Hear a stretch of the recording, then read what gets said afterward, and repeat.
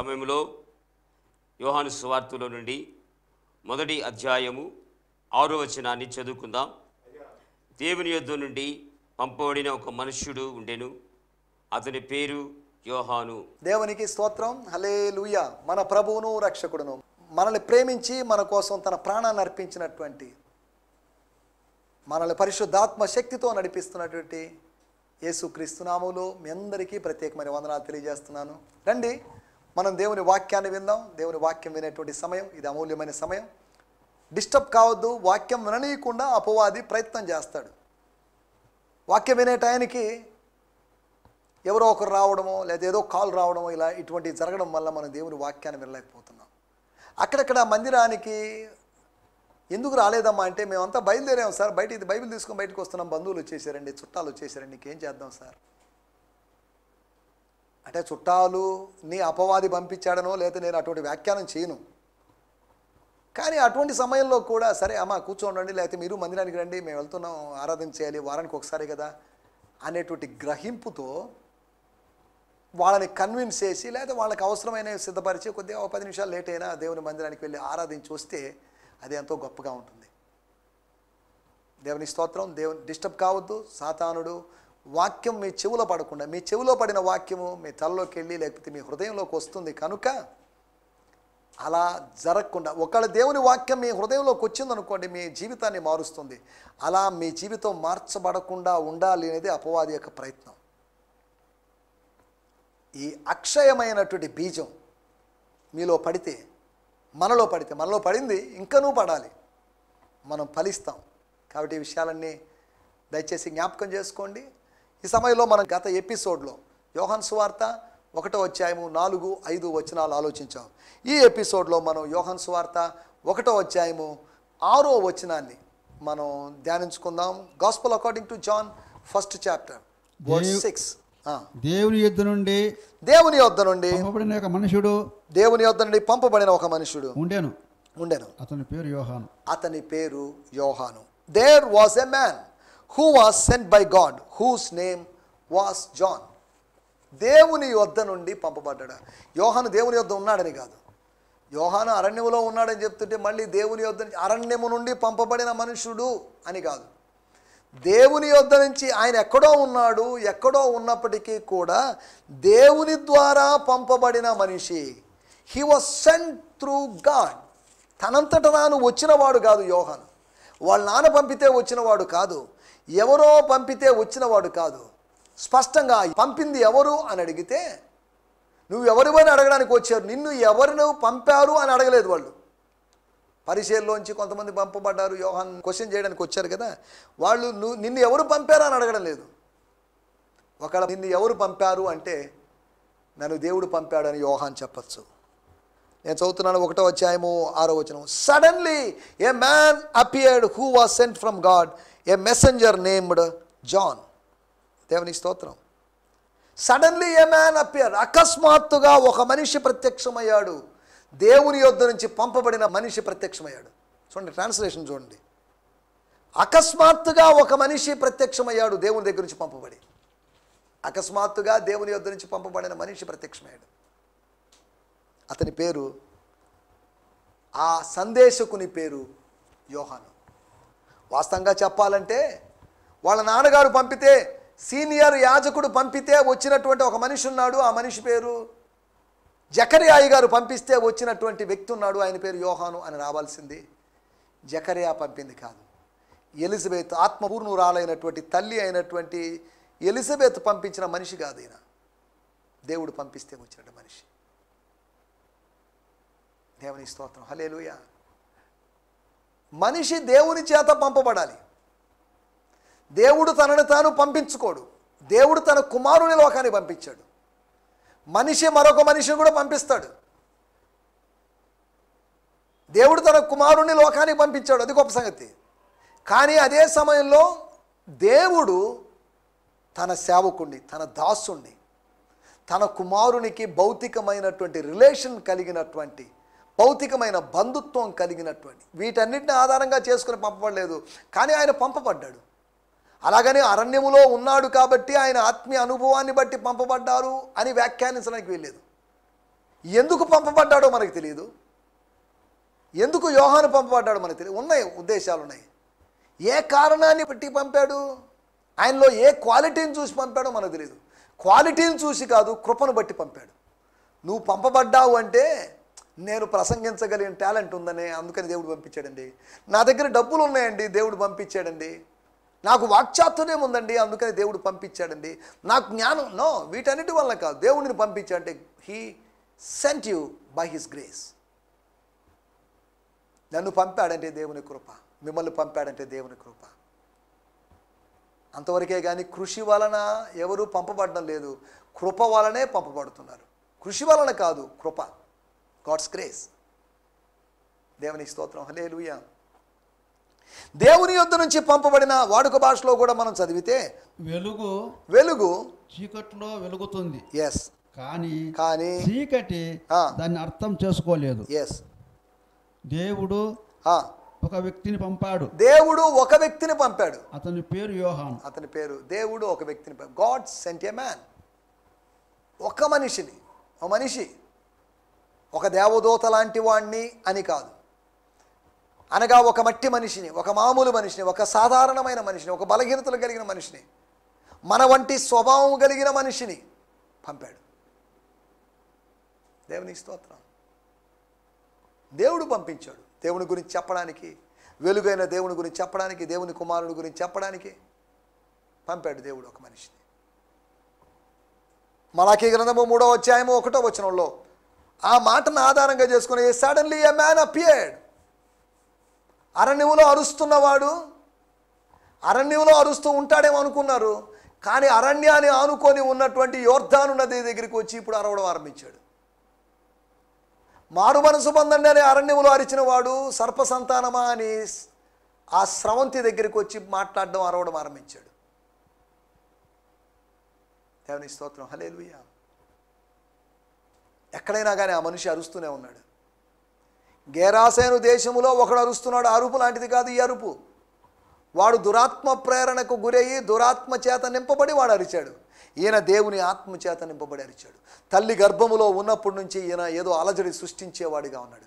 తల్లి గర్భములో మరియ వందనం వచనం విని తన తల్లి అయినటువంటి ఎలిజబెత్ గర్భములో ఉండి గంతులు వేసిన వాడు వీడు. చిన్నోడు కాదు వీడు. దేవుని స్తోత్రం, హల్లెలూయా. పంపబడాలి. ఏ విధంగా పంపబడతారు? 4 విధాలుగా ఒక మనిషి పంపబడే అవకాశం ఉంది. అంటే కేవలం ఈ 4 విధానాలు కాదు, ప్రస్తుతం 4 విధానాలు మాత్రం ఆలోచిద్దాం. By 4 ways A man can be sent by God. యోహాను అడిగితే నేను దేవుడు పంపించాడా? ఏం మరి నాకేదో ప్రేరణ కలిపింది, I went there, that's all. దేవుని వాక్యం నాకు వచ్చింది, నేను వెళ్ళాను అంతవరకే. కానీ దేవుడు నన్ను పంపించాడా ఏంటి అనేటువంటి అడగొద్దు. నేను సమాధానం చెప్పలేను. నేను పెద్ద ఎడ్యుకేటెడ్ కాదు, నేను మొరటు మనిషిని. I'm a jungle man. నేను అడవిలో ఉన్నోడిని. మా నాన్న అడిగితే థియలాజికల్గా మాట్లాడగలడు, కానీ నేను ఐ కాంట్ స్పీక్ థియలాజికల్లీ. నేను వేదాంత భాష లేక దాని పరంగా దాన్ని ఆధారంగా చేసుకుని మాట్లాడలేను నేను. ఈ యోహాను తన క్లుప్త సందేశాలతో ప్రజలను అలరిస్తూ ప్రజల్లో ఒక కదలికను తీసుకొచ్చాడు. దేవునికి స్తోత్రం, హల్లెలూయా. 4 విషయాలు మీకు జ్ఞాపకం చేస్తాను. లూకా సువార్త 3వ అధ్యాయము 2-3 వచనాలు మనం చూసినట్టయితే ఒక మనిషి ఎలా పంపబడతాడు అనేట్టు మాటలు మనం అర్థం చేసుకోవచ్చు. అన్నయు కైపయు ఎస్ ప్రధాన యాజకులుగాను ఉన్న కాలమున అరణ్యములనున్న జకర్యా కుమారుడైన యోహాను వద్దకు దేవుని వాక్యం వచ్చెను. చాలండి. అన్నయు కైపయు ప్రధాన యాజకులుగా ఉన్న కాలమున అరణ్యములోనున్న జకర్యా కుమారుడైన యోహాను వద్దకు దేవుని వాక్యం వచ్చెను. యోహాను దగ్గరికి దేవుని వాక్యం వచ్చింది. కదలక మెదలక ఒక చోట పరిమితమై ఎస్టాబ్లిష్ అయి ఉన్నటువంటి యోహాను దగ్గరికి దేవుని వాక్యం వచ్చింది. అంతటా అతడు వచ్చి, దేవుని స్తోత్రం, వాక్యం వస్తే అతను ఊరుకోలేదు. వాక్యం వస్తే అక్కడ అతను నిలిచి ఉండలేదు, ఆగిపోలేదు, అతను సాగిపోయాడు. అతను ఎక్కడికి వచ్చాడంటే తాను ప్రకటిస్తున్న చోటికి, తాను ప్రకటించాల్సినటువంటి చోటుకు వచ్చాడు. దేవుని స్తోత్రం. ఇక్కడ రాయబడింది 2 ప్రధాన యాజకుల గురించి రాయబడింది. అన్నయు కైపయు. వీళ్ళే యోహాను సువార్త 19వ అధ్యాయంలో కూడా మనం కనిపిస్తారు. వాళ్ళ గురించి మనం చెప్పుకున్నాం. ఒక సమయంలో ఇద్దరు ప్రధాన యాజకులు ఉండకూడదు, కానీ అన్నస్ అనేటువంటి వ్యక్తి అన్యాయంగా లేకపోతే ఇల్లీగల్గా ఆయన ప్రీస్ట్గా ఉన్నాడు అనే విషయాలు యోహాను సువార్త 19వ అధ్యాయం బోధించేటప్పుడు నేను చెప్పాను. ఇక్కడ నేను చదువుతున్నాను, యోహాను సువార్త 3వ అధ్యాయము 2వ వచనము. స్తోత్రం. అక్కడ రాయబడినటువంటి మాటలు 1, 2 ఇక్కడ కలిసి ఉన్నాయి. A powerful message from God came to John, Zechariah's son, when he was living out in the lonely wilderness. This prophetic commission came to John during 15th year of the reign of Emperor Tiberius, son of Caesar. A powerful message from God. ఒక బలమైనటువంటి ఒక శక్తివంతమైన వాక్యము యోహాన్ దగ్గరికి వచ్చింది. జకరియా కుమారుడైనటువంటి యోహాన్ దగ్గరికి. ఆయన ఒంటరిగా అరణ్యంలో ఉన్నప్పుడు ఈ ప్రవచనాత్మకమైన మాట వచ్చింది అని రాయబడింది. గమనించాలి, ఈ 3వ అధ్యాయం 1, 2 వచనాల్లో మనం గమనిస్తే 3 స్థలాలు మనకు అక్కడ కనిపిస్తాయి. 1 ఆలయం కనిపిస్తుంది, అనగా దేవాలయం. 2 అంతఃపురం కనిపిస్తుంది, అనగా ఆలయము మత వ్యవస్థ, అంతఃపురము రాజకీయ వ్యవస్థ. 3వది అరణ్యం. ఆలయము, అంతఃపురము, అరణ్యము 3 కనిపిస్తున్నాయి. గమనించాల్సిన విషయం, ఆలయములోకి దేవుని వాక్కు రాలేదు. 2వది అంతఃపురములోకి దేవుని వాక్కు రాలేదు. దేవుని వాక్కు అరణ్యములోకి వచ్చింది. ఎంత అద్భుతం చూడండి. ఆలయములో ప్రార్థించే వాళ్ళు ఉన్నారు, కానీ ఆలయములోకి దేవుని వాక్కు రాలేదు. ఆలయము దొంగలగుగా మారినప్పటికీ కూడా దాని గురించి ప్రధాన యాజకుడైనటువంటి జకరియా గట్టిగా మాట్లాడలేక, ప్రధాన యాజకుడు కాదు యాజకుడు, ఎందుకంటే ప్రధాన యాజకులు అన్నా కాయపా ఉన్నారు కాబట్టి, ఈ ప్రధాన యాజకులు దాన్ని ఖండించలేక యేసులాగా బల్లలు పడదోసి క్రయ విక్రయం చేయవారిని తరమ లేకుండా ఉన్నప్పుడు, రాజీ పడి ఉన్నప్పుడు, రాజీ పడని యేసు, రాజ్యాన్ని బోధించిన యేసు, యేసు రాజీ పడలేదు, యోహాను రాజీ పడలేదు. గమనించాలి, ఆలయములోకి దేవుని వాక్కు రాలేదు, అంతఃపురములోకి దేవుని వాక్కు రాలేదు, కానీ అరణ్యములోకి దేవుని వాక్కు వచ్చింది. నువ్వు ఎక్కడ ఉన్నా కానీ నీ దగ్గరికి దేవుని వాక్కు వస్తుంది. పద్మోసు ద్వీపంలో ఉన్నటువంటి వ్యక్తికి, మిగతా వాళ్ళందరూ అప్పటికి యేసు ప్రభు యొక్క 12 మంది శిష్యుల్లో ఎలాగూ అపోస్తల కార్యంలో 1వ అధ్యాయంలో యూదా ఇస్కరియోతు ఊరి పోసుకొని చచ్చిపోయాడు. మిగతా 11 మంది ఉన్నారు. వాళ్ళలో యూదా ఇస్కరియోతు ప్లేస్ని ఫిల్ చేసేశారు. వీళ్ళందరూ చనిపోయారు. పాత వాళ్ళు, కొత్త వాళ్ళు, అనగా పాత 10 మంది, కొత్త ఆయన ఒక ఆయన 11 ఆయన, అందరూ చచ్చిపోయారు. కానీ యోహాను ఇంకనూ బతికి ఉన్నాడు. చూడండి, అందరూ చచ్చిపోయి యోహాను బతికి ఉన్నప్పుడు, యోహాను దూరంగా ఉన్నప్పుడు, ఒంటరిగా ఉన్నప్పుడు దేవుని వాక్కు అతని దగ్గరికి వచ్చింది. యోహాను సువార్త 9వ అధ్యాయంలో వెలివేయబడి విషాదంలో ఒంటరిగా ఉన్న వ్యక్తి దగ్గరికి వాక్యం వెతుక్కుంటూ వచ్చింది, యేసు అనేటువంటి వాక్యం. దేవునికి స్తోత్రం. హల్లెలూయా. గత ఎపిసోడ్లో మనం అందుకనే మాట్లాడుకున్నాం, నిర్మించమనే వాక్యం, నిండించమనే వాక్యం, నడవమనే వాక్యం, అంతేకాకుండా నిలిచి ఉండమనేటువంటి వాక్యం వచ్చింది. ద పవర్ఫుల్ మెసేజ్, శక్తివంతమైన సందేశం వచ్చింది. అనేక సత్యాలతో కూడుకుంది సందేశం. సత్యం అంటే ఒక సెంటెన్స్, ఒక స్టేట్మెంట్ కావచ్చు. అటువంటి అనేకమైన స్టేట్మెంట్లు కలిసినటువంటి ఒక మెసేజ్ వచ్చింది. ఏ బంచ్ ఆఫ్ మెసేజెస్ వచ్చాయి, ఏ బంచ్ ఆఫ్ ట్రూత్స్ వచ్చింది. దేవుని స్తోత్రం. హల్లెలూయా. 1 దైవ వాక్కు ద్వారా పంపబడవచ్చు. నెంబర్ 1, దేవుని వాక్కు ద్వారా ఒక మనిషి పంపబడే. ఉదాహరణ యోహాను గారే. దేవుని వాక్కు ద్వారా ప్రధాన యాజకులు ఇష్టపడి మరొక యాజకుల్ని నియమిస్తారేమో, కానీ ఇలా ఫోర్రన్నర్ని మాత్రం నియమించింది. అప్పటి వరకు ఎవరు ఫోర్రన్నర్స్ లేరు. ఫోర్రన్నర్ని నియమించింది యోహాను లాంటి, బాప్తిజం ఇచ్చి యోహాను లాంటి ముందుగా పరిగెత్తేవాడు, రథానికి ముందుగా పరిగెత్తేవాడు. ఇదిగో రాజుగారు వస్తున్నారు, పలాని హేరోదు రాజు వస్తున్నాడు, పలాని రాజు వస్తున్నాడు, పలాని అర్కరేయు అనేటువంటి రాజు వస్తున్నాడు అని ప్రకటిస్తూ, రాజు చిరంజీవి అగునుగాక, రాజు వస్తున్నాడు, దూరం దూరం జరగండి అని ప్రకటిస్తూ ఉండడానికి ఫోర్రన్నర్ ఒక వ్యక్తి ఉన్నాడు. అనగా ఈ రోజుల్లో మన మినిస్టర్స్ వస్తున్నప్పుడు మన కాన్వాయ్ ఎలా ఉందో అలాంటి వాళ్ళు అనమాట ఫోర్రన్నర్స్. 2, 3, 4, 5 కార్ల తర్వాత బహుశా ఆ మినిస్టర్ కారో, ఆ చీఫ్ మినిస్టర్ కారో, ఆ ప్రైమ్ మినిస్టర్ కారో ఏదో వచ్చే అవకాశం ఉంది. దేవుని స్తోత్రం. మనం ఆలోచిస్తున్నటువంటి విషయం ఏంటంటే, దేవుని వాక్కు ధర, దేవుని యొద్ద నుంచి పంపబడిన ఒక మనుషుడు ఉన్నాడు. ఓకే, అలాగైతే ఆయన ఎలా పంపబడ్డాడు? దేవుని వాక్కు ద్వారా ఒక మనిషి పంపబడచ్చు. రెండో విషయాన్ని నేను మీకు జ్ఞాపకం చేస్తాను. అపోస్తుల కార్యములు 13వ అధ్యాయము 4వ వచనము. Book of acts 13:4. కాబట్టి వీరు పరిశుద్ధాత్మ చేత పంపబడిన వారై, ఎవరి చేత?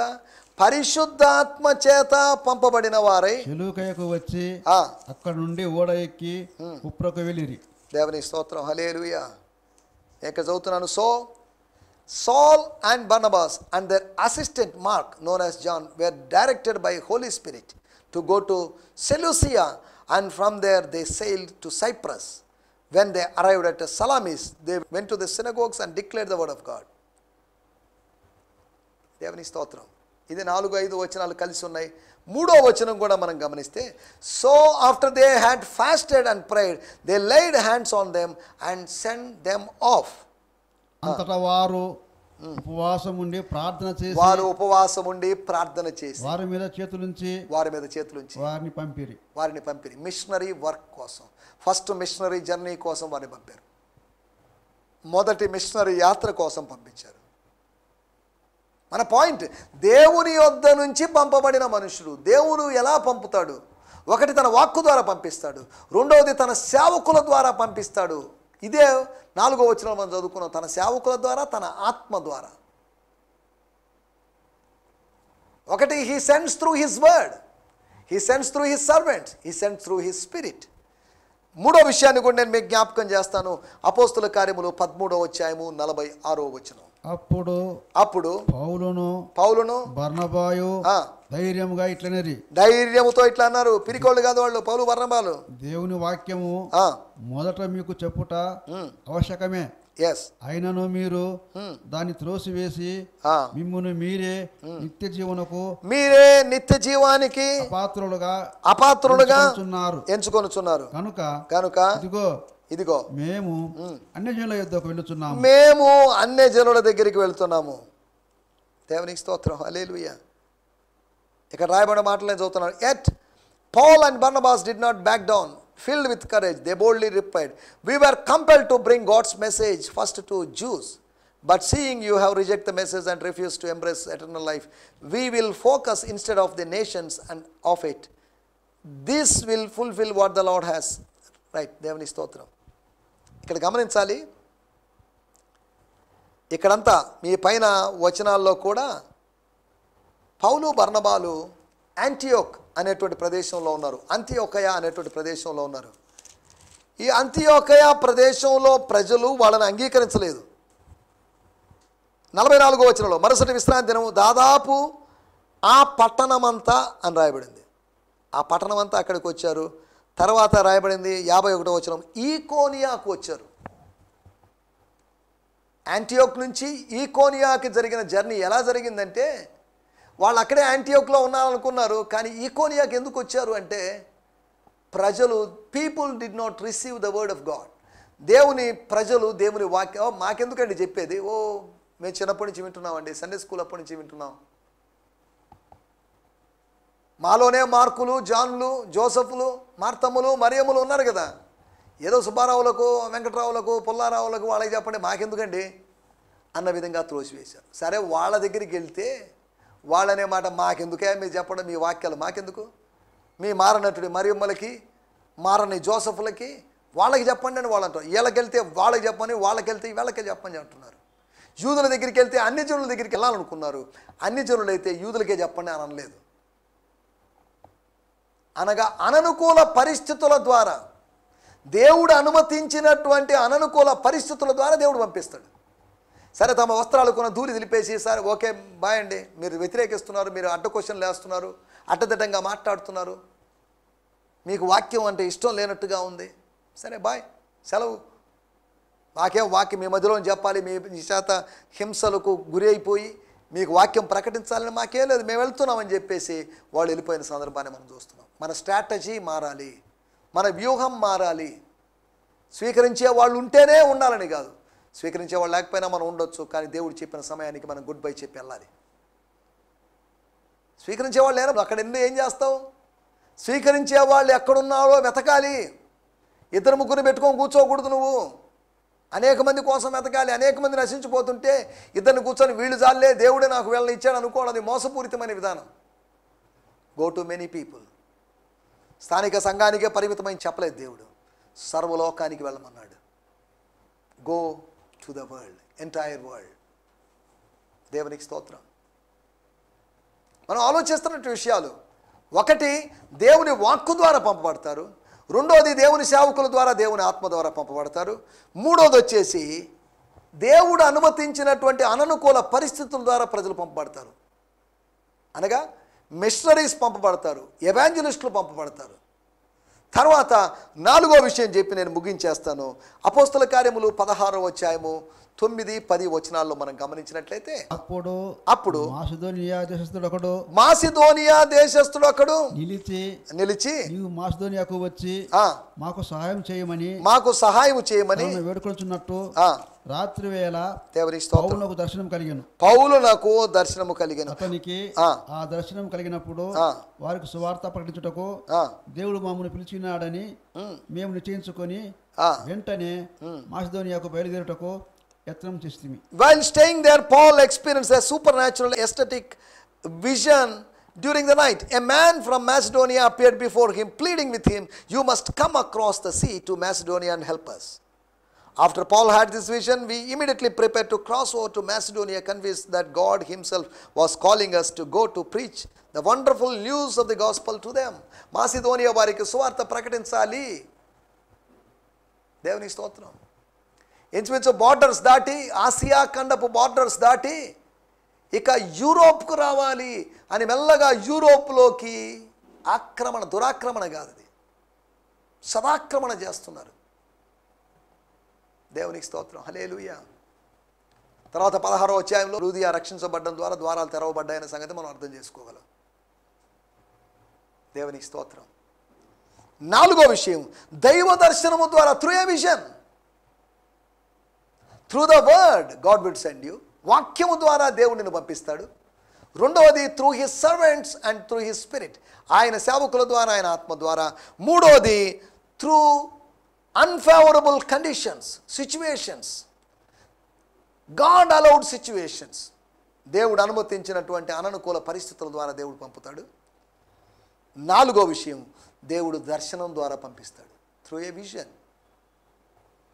పౌలుకు సేవాపరమైన దర్శనం వచ్చింది. ఈరోజు మనోళ్ళకి వచ్చే దర్శనాలు పిచ్చి పిచ్చి దర్శనాలు, అర్థం పర్థం లేని దర్శనాలు వస్తున్నాయి. సేవాపరమైన దర్శనాలు మనకు కావాలి. దేవునికి స్తోత్రం. హల్లెలూయా. నా మాటలు నేను ఇక్కడ ముగిస్తున్నాను. 4 విషయాలు మనం మాట్లాడుకున్నాం. పంపబడ్డాం. యోహాను పంపబడ్డాడు. యోహాను పంపబడ్డాడు, దేవుని యొద్ద నుండి పంపబడిన ఒక మనుషుడు కలడు అనే మాటను నేను ఆలోచించినప్పుడు నాకు ఇలా అర్థమైంది. ఏ man was raised by God. ఒక మనిషి దేవుని చేత రేపబడ్డాడు. ఈ మాటని న్యాయాధిపతుల గ్రంథం 13వ అధ్యాయం ఆధారంగా చేసుకొని నేను జొర్యాకును అష్తాయేలుకును మధ్యలో యెహోవా ఆత్మ అతన్ని రేపుటకు మొదలుపెట్టెను అనేటువంటి మాటను ఆధారంగా చేసుకొని చెప్పడం జరుగుతుంది. God raises his servants. దేవుడు తన అపోస్తులను లేవనెత్తున్నాడు, ప్రవక్తలను లేవనెత్తున్నాడు, సువార్థికులను, కాపరులను, ఉపదేశకులను లేవనెత్తున్నాడు. దేవునికి స్తోత్రం. God want to raise an army, ఒక ఆర్మీని. God want to raise the dry bones, ఎండిన ఎముకలను లేవనెత్తాలని చూస్తున్నాడు. దేవునికి స్తోత్రం. హల్లెలూయా. మనం ఆలోచిస్తున్న విషయాలు. యోహాను పంపబడ్డాడు, బానే ఉంది. దేవాలయం వాళ్ళు పంపించింది కాదు, రాజకీయ చదరంగంలో ఉన్న వాళ్ళు పంపింది కాదు, రాజకీయ రంగంలో ఉన్న వాళ్ళు పంపించింది కాదు. But he was sent by God. ఆ రోజులో రాజకీయ నాయకులు పంపేవాళ్ళు ఉన్నారు, మత పెద్దలు పంపేటట్టు వాళ్ళు ఉన్నారు. కానీ భిన్నంగా మూడో విధానంలో దేవుని ద్వారా పంపబడిన వ్యక్తి, దేవుడెవరో తెలియదు, దేవుడెవరో తెలిసి తెలియనట్టుగా ఉన్నటువంటి ప్రజలు, దేవుని గురించి సంపూర్ణ జ్ఞానం లేని ప్రజలు. అయినప్పటికీ అటువంటి దినాల్లో దేవుని చేత పంపబడిన మనుషుడు ఒకడున్నాడు. సమూయేలు కాలంలో దేవుని యొక్క ప్రత్యక్షత అరుదుగా జరుగుతుంది. దేవుని యొక్క ప్రత్యక్షత అరుదుగా జరుగుతున్న రోజుల్లో 400 సంవత్సరాల తర్వాత దేవుడు అరణ్యములో ఉన్న ఒక మనిషిని దర్శించాడు. దయచేసి తలలోంచండి, ప్రార్థన చేసుకుందాం. ప్రార్థన. నువ్వు పంపబడాలి, నేను పంపబడాలి. మన మిషనరీస్ నార్త్ ఇండియాకి, ఉత్తర భారతదేశానికి, ఒరిస్సాకి, అక్కడెక్కడికి పంపబడాలి. నువ్వు వెళ్ళలేవు, కానీ పంపబడేటువంటి వాళ్ళ కోసం ప్రార్థించు. పంపబడే వాళ్ళకి ఆర్థిక సాయం చేయి. ప్రార్థన చేసుకుందాం. పరిశుద్ధుడైన మా దేవా, మీరు మాకు వినిపించిన మాటల కొరకే మీకు వందనం చేస్తున్నాం. పంపబడేటువంటి అనుభవం దేవా, మీ వాక్యం ద్వారా పంపబడతారని, అంతేకాకుండా మీ సేవకులు మీ ఆత్మ ద్వారా పంపబడతారని, మీరు అనుమతించినటువంటి అనుకూల పరిస్థితుల ద్వారా పంపబడతారని, అంతేకాకుండా దైవ దర్శనం ద్వారా పంపబడతారని మీరు మాకు తెలియజేసిన 4 విషయాల కొరకే మీకు వందనం చేస్తున్నాం. మీ మాటలు వినట్టు వారందరి కొరకే మీకు వందనం చేస్తున్నాం. వారిలో కొంతమందికి పిలుపు ఉంది, వారిని మీరు పంపించండి. వారిని మరి ఇంకోసారి పిలవండి, మరొకసారి వారిని పిలవండి ప్రభువా. వారు ఉన్న స్థితిలోంచి వారిని మీరు లేవనెత్తండి, తట్టి లేవనెత్తండి. వారి ముందున్నటువంటి సేవా ప్రయాణం కొరకు వారిని సిద్ధపరచమని అడుగుకుంటున్నాం. మీరు మాకు తెలియజేసిన మాటలన్నిటి కొరకే మీకు వందనం చెల్లిస్తూ, సకల ఘనత మహిమా ప్రభావాలు మీకు ఆరోపిస్తూ, మా ప్రభువును ప్రియరక్షకుడైనటువంటి యేసుక్రీస్తు నామములోనే ప్రార్థించడుగుతున్నాం తండ్రి. ఆమేన్, ఆమేన్, ఆమేన్. దేవుని స్తోత్రం. మీ అందరికీ ప్రత్యేకమైన వందనాలు. May God bless you. ప్రభువును దీవించునుగాక. ఈ సందేశము మీకు ఆశీర్వాదకరంగా ఉందని నమ్ముచున్నాము. ప్రార్థనా అవసరతల కొరకు మమ్మల్ని సంప్రదించవలసిన మా చిరునామా గిద్యోన్ మిషన్ చర్చ్, 6వ వీధి, శాంతినగర్, నెల్లూరు 4, ఆంధ్రప్రదేశ్. పిన్ 524004. మా ఫోన్ నంబర్లు 7036443613 మరి ఒక నంబర్ 9392293010. మా ఈమెయిల్ ఐడి gfihmi2015@gmail.com. దేవుడు మిమ్మును ఆశీర్వదించునుగాక. ఆమేన్.